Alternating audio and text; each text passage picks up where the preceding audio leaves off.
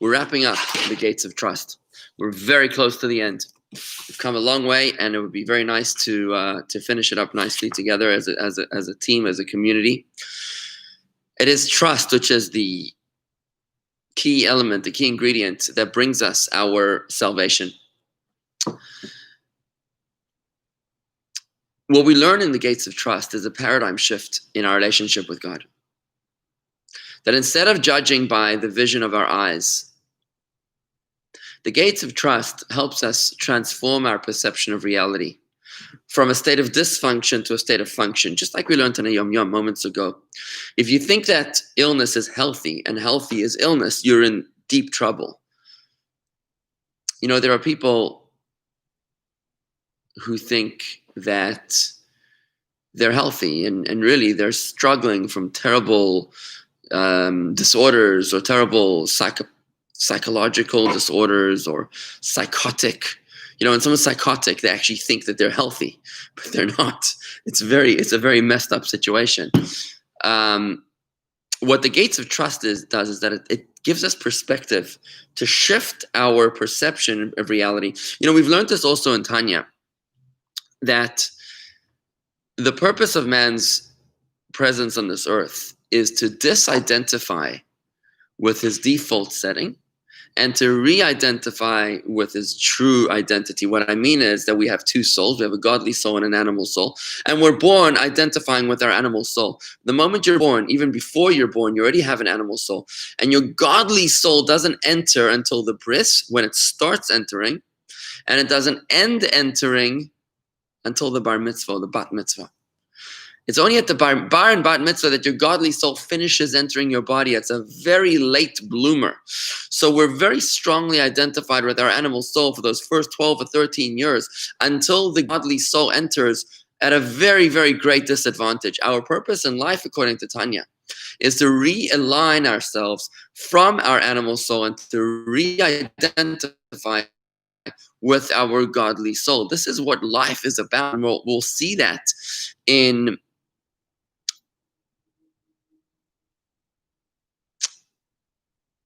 for example, the story of the prospective convert who comes to Hillel.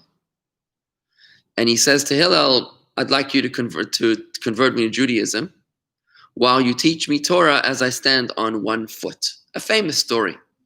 And Hillel tells him, as long as you can love your fellow like yourself, that's the whole Torah. Everything else is commentary.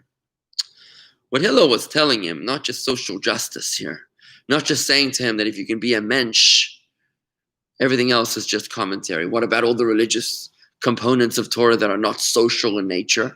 How does Shabbat or idol worship or tefillin have anything to do with loving your fellow like yourself? What Hillel was saying to him, that the only way you can love your fellow is by seeing the godly soul within them, and how that godly soul within them is an extension of the godly soul within yourself. If you can identify with your godly soul, you will love your fellow like yourself. And everything else in Judaism will fall into place. So Hillel was advocating this paradigm shift of being able to shift from a default setting in which we were created as identifying with ego, animal soul, and re-identifying with humility, with our godly soul. So as we near the end of the gates of trust, that's really the mindset that we've come to. And I'd like to maybe illustrate it with a story of a traveler who came across a sage. It's a Hasidic story of a traveler who comes across a sage, and he's shocked by the abject poverty that he sees in the home of the sage. There's no couches, there's barely any furniture. The traveler says to the sage, how can you live like this? What about the basic comforts of life? Granite countertops, chandeliers, leather couches. Where is this? To which the sage responds to the traveler. He says, and who are you to ask? I don't see your leather couches. I don't see your chandeliers or your granite countertops. The traveler responds. He says, of course I don't have that. I'm just a traveler. I'm traveling. My home is, somewhere else. I'm traveling. When I travel, I don't take the kitchen sink with me. I don't take my furniture with me. I just take my bare necessities that I need to accompany me on the way. But when I get home, of course, I'll have all my furniture. I'll have my granites, and I'll have my chandeliers, and I'll have my leather couches. Says the sage, aha, I too am a traveler. I don't really live here. He says, no, you don't live here? He says, no. My soul is on a journey. I come from heaven. I'm traveling on the way back to heaven. I'm only here for a temporary short time. I'm on a journey. And because I'm on a journey, I don't take the kitchen sink with me and the leather couches. All that stuff is at home. My comfort's there at home. Here, I'm on business. I'm traveling. My entire life in this world is traveling. And these are the words of the sage to the traveler. I'm just like you. I'm also a traveler. You see, we live our lives identifying with our animal soul, with our sense of ego, our sense of need to sustain and nourish ourselves, to care for ourselves, a self-centered reality. But it's this story that shifts our perspective to realize that, I don't actually live here. I come from heaven. I'm on the way back to heaven. I am a godly soul, merely garbed in a body and in an animal soul for the duration of my time in this world. I don't really live on the airplane. I live at home. And when you think about this story, it puts your mindset, your life into perspective as you realize that my priorities are a little messed up. Because here I am, I'm so focused and concerned about the needs of my body in this world, my financial needs, my medical needs, my physical, coarse, bodily needs in this world, when in reality, I'm just a traveler. I don't really live here. My permanent residence is up in heaven, beneath the heavenly throne, in the presence of God in Gan Eden, in the Garden of Eden. Here I'm only for, think about it, 70, 80, 120 years. What is 120 years vis-a-vis infinity?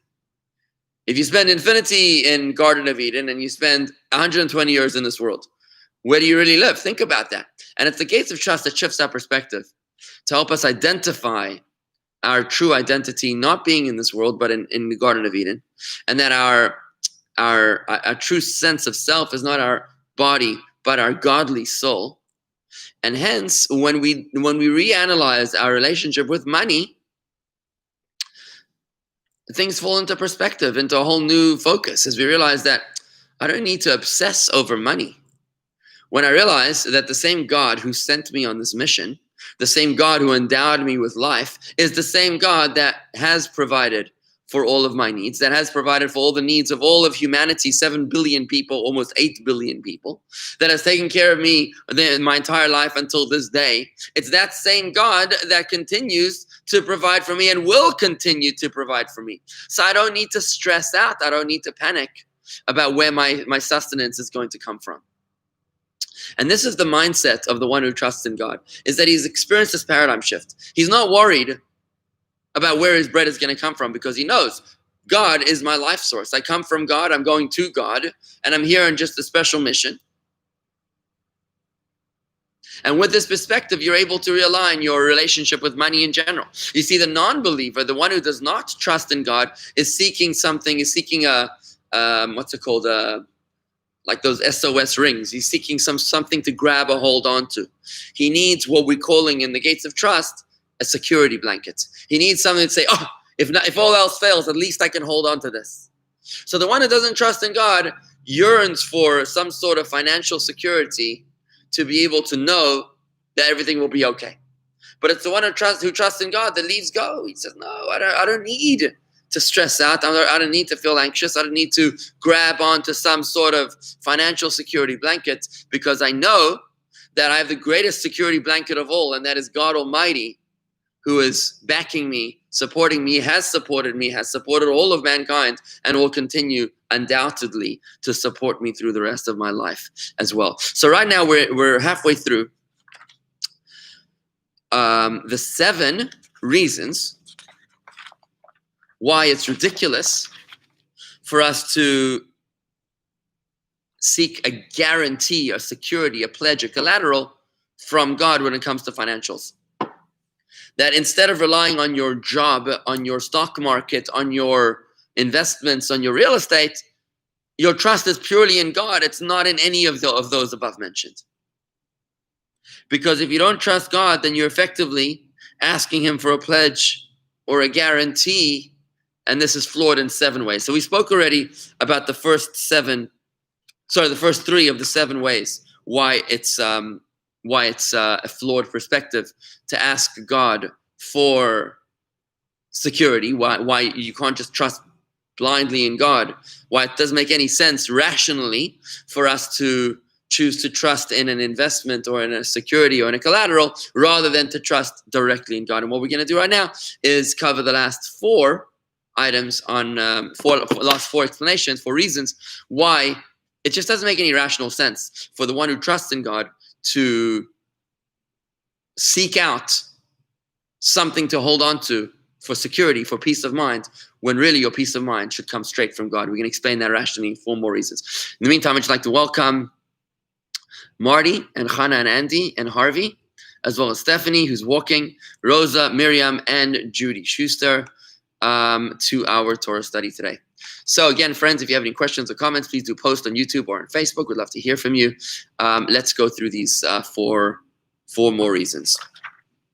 So the next reason is, the 4th one, is that you take a pledge only from someone who can't guarantee repayment. Obviously, in the case of God, that is not the case. He who takes a pledge from his fellow does so for one of 3 reasons: lest the fellow become impoverished and unable to repay him, or lest he be tight-fisted with what he has, making it impossible to collect from him, or out of fear that his fellow may die or disappear. None of these apply to God. The pledge is a cure for these ills in human relationships, but if people were safe from these 3 risks, you wouldn't worry the guy was going to go bankrupt.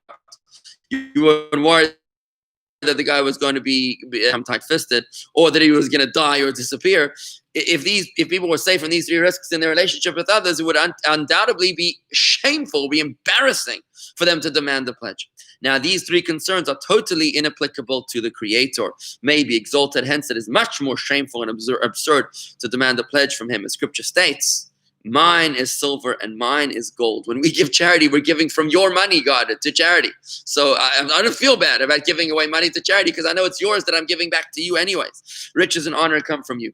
So it's just basically embarrassing to ask God for a security pledge. You're exhibiting the antithesis of trust by seeking something to give you peace of mind. So if your peace of mind comes from your investment or your job and not straight from God, then your fundamental understanding of financials is flawed. It's that paradigm shift. You're not a resident, you're a traveler. And when you can shift that mindset to realize that you are just a traveler, that's when things fall into beautiful perspective. Let's do 3 more reasons as to why your peace of mind needs to come straight from God. Number 5, the divine pledge can be the source of your worries. The one who takes a pledge from his fellow will feel secure with it, since he expects to collect from it and benefit either directly from the collateral or from its exchange value. But as to he who thinks that he will be secure from all worldly concerns if the Creator provides him in advance with all his needs, his argument is a false one, for he cannot be sure of holding on to the money, as disaster may strike. You might get a coronavirus, right? And separated from him, as it says in Scripture, at a young age, you will leave him. So your collateral is not going to help you. You could slip out of your fingers in 1 second. Furthermore, his argument that he will attain peace of mind. Somebody told me the other day that he owned a massive piece of real estate in Brooklyn, a very famous piece of real estate. Somebody offered him $40 million to buy it, and he refused for whatever reason. A little while later, the city of Brooklyn, of New York, whatever, exercised eminent domain, and they took it away from him. That's it. He lost it. Right? You think that you're holding on to something as your collateral, your security blanket, your peace of mind. The next thing you know, bam, it's gone.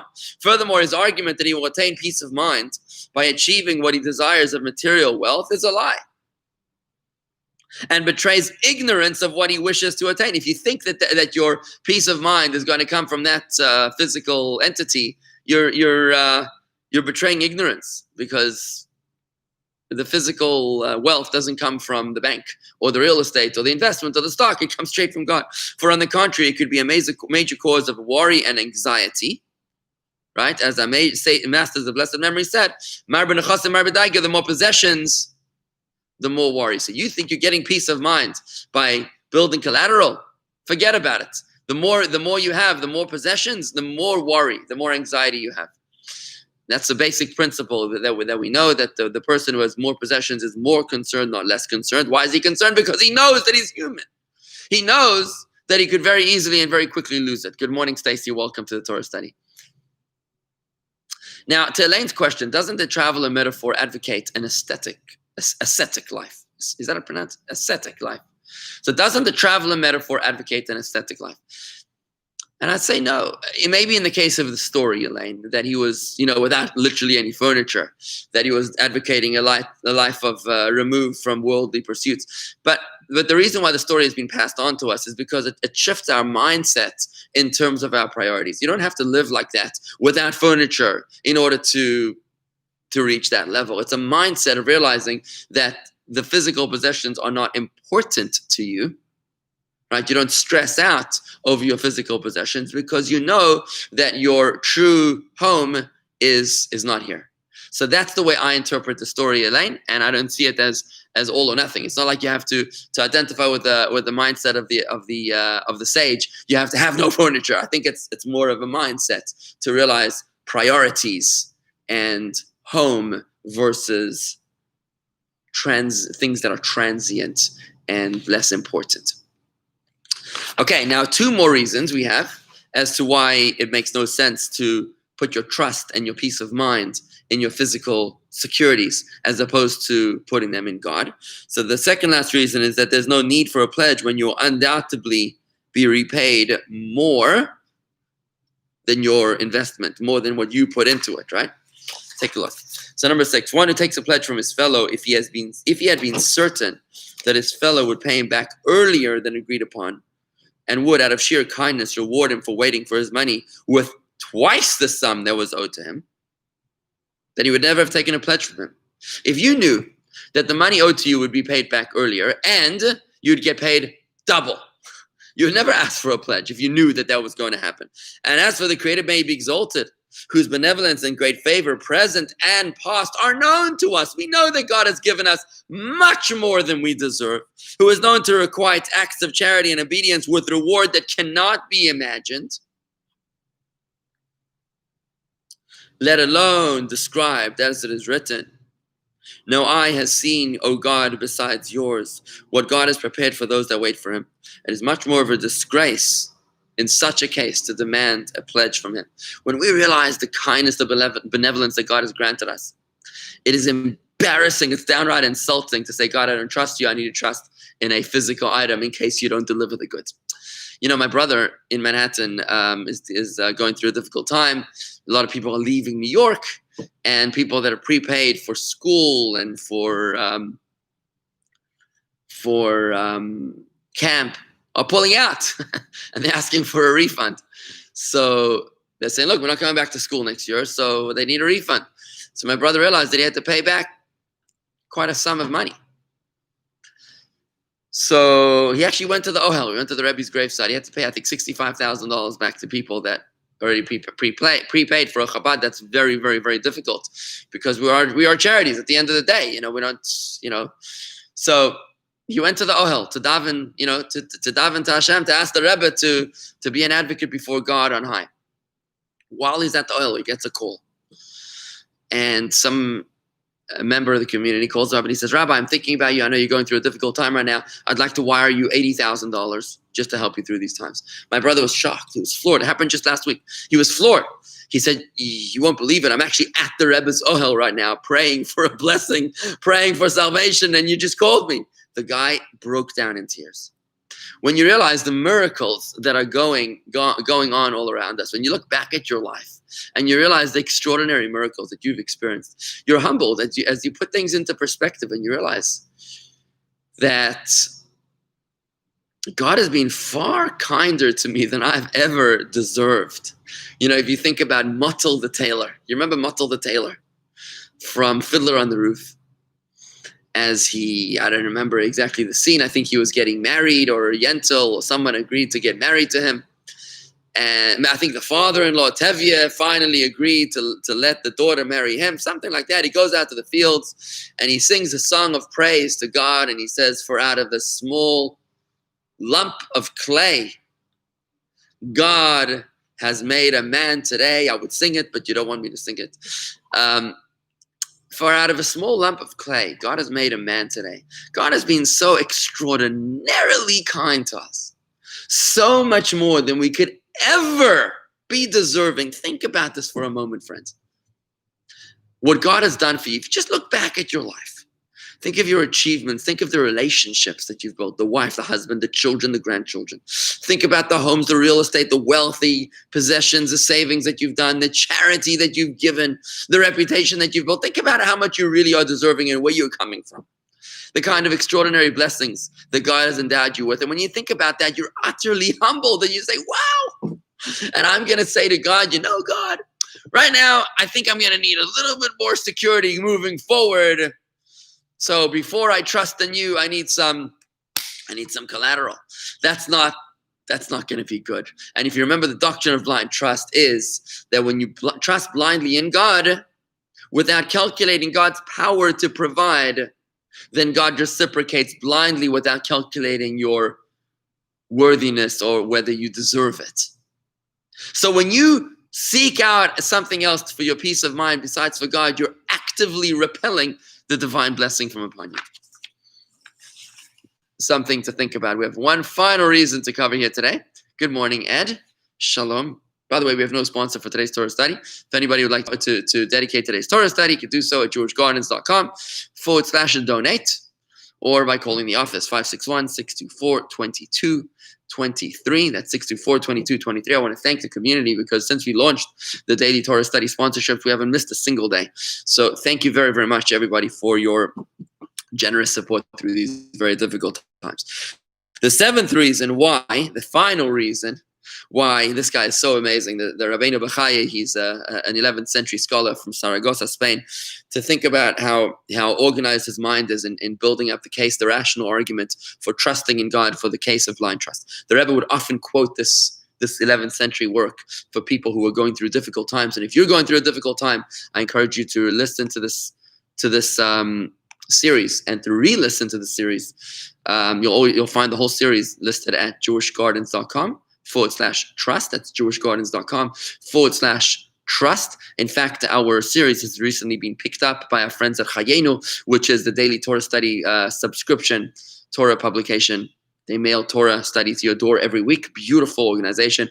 Chayenu.org. That's CHAYENU. Chayenu.org. And you can find our classes being picked up at gatesoftrust.org. That's gatesoftrust.org, where they've picked up our Gates of Trust Torah study and they've broadcast them there. The final reason why you shouldn't ask God for a security, for a collateral, for your peace of mind, but rather your peace of mind should be in God alone, is because you don't know that you're going to be able to deliver the goods. How do you know that you're going to be able to deliver the goods for God to repay your investment? Why should God give you any sustenance? Because you claim that you deserve it, right? But how do you know that you're going to do anything that deserves it? How do you know you're going to live that long to be able to deserve the pledge? He who takes a pledge from his fellow does so only if he's able to supply the latter with the goods for which he takes the pledge as security. But one who demands a pledge from the Creator may be exalted in the form of advanced favors, is unable to render the service that is due for them. He is not even certain that he will be able to pay his old debts, much less his new ones to God. For the righteous man can meet his obligations to God for his goodness to him only by means of the help that God extends to him. As one of the pious said in his praises, quote, even the intelligent person who knows you does not glory in his own accomplishment, but in your name and in your mercy. For you have prepared his heart to know you, for through you will all the descendants of Israel be found worthy, and in you will they glory, saying, we glory in God continually and give thanks to your name forever, Selah, unquote. Tehillim 44. It's only through God's kindness that we're able to ever do whatever we do. So whatever we deserve, we work to deserve God's blessing, is only through God's kindness anyway. So if God decides to pull the plug and, God forbid, take away our life or take away our health or take away our freedom, then we're not able to perform the deeds that will be deserving of the pledge that we're so desperately seeking, the peace of mind. So anyways, your ability to achieve and to earn is in the hands of God. So for you to say that God owes you a pledge is a fundamental misunderstanding of God's kindness and providence over you. And these, my friends, concludes the 7 reasons why it's ridiculous to put our trust in anything other than God. It simply doesn't make any rational sense. When you look at the bigger picture, when you go to the traveler mindset of the traveler and the sage, it doesn't make any sense to put our trust in the here and now. You've got to think of the bigger picture to realize that God is governing. God is the one who's sending us and dispatching us on a mission. God is providing for our needs. He's covering for us, and to ignore the governance and the providence of God in our lives on a daily basis is deeply insulting and actually counterproductive in terms of procuring the blessing that we need. If you want the blessing, you throw your trust in God. And the words of King David in Psalms 55, Hashlech al Hashem yehavcha, throw upon God your trust, and that's what's going to bring it gushing, raining upon you. And that really concludes the second to last chapter of the Gates of Trust. We have one final chapter to reach. We'll be covering that hopefully in the next couple of days, where we'll finish up the Gates of Trust and make a special siyum, a l'chaim, a conclusion of Torah study. And with that, friends, I'm going to switch over to our meditation and prayer course.